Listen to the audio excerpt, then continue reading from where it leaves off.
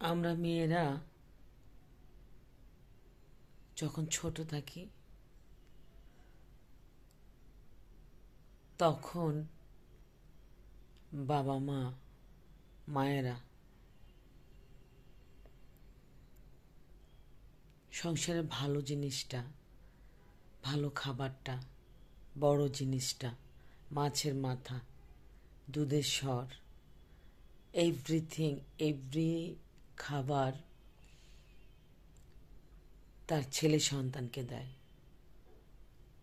আর বাচ্চা কাচ্চা হওয়ার আগে মা শ্বশুর শাশুড়িকে দেয়, হাজবেন্ডকে দেয়, মানে আমার বাবাকে দেয়। ওদেরকে ওদেরকে দেয়, ওদেরকে খাওয়ায়, ওদের যত্ন করে। তারপর সন্তান হলে সন্তানের যত্ন করে, নিজে কিছু খায় না। একটা মেয়ে মানুষ শুধু ত্যাগই করে যায়। এই যে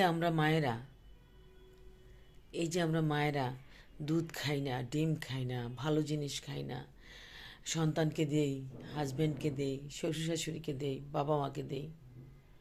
দিন শেষে আমাদের শরীর নিস্তেজ হয়ে যায়, আমাদের ক্যালসিয়ামের অভাব হয়, আমাদের ভিটামিন ডি এর অভাব হয়, পটাশিয়ামের অভাব হয়, ভিটামিনের অভাব হয়।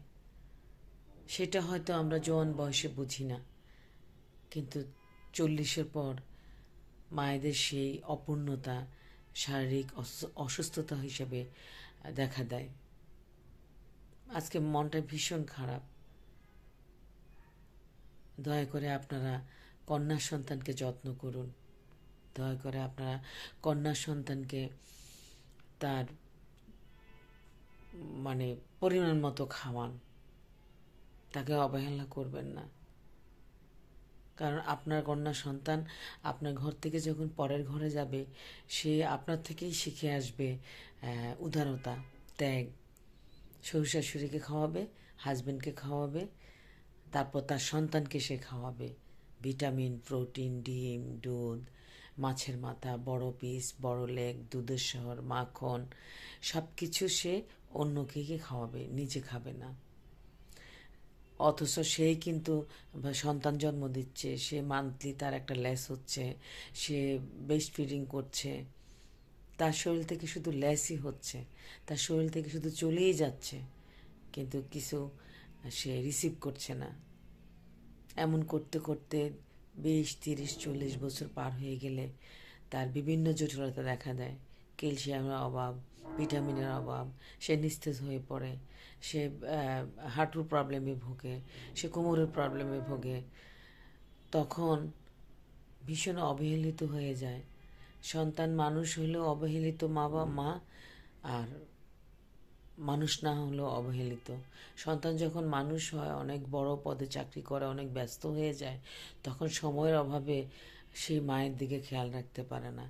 আবার সন্তান যদি মানুষ না হয়, উপযুক্ত মানুষ না হয়, বা সংসারে হাল না ধরলে সেই মাটারও কিন্তু অনেক কষ্ট হয়।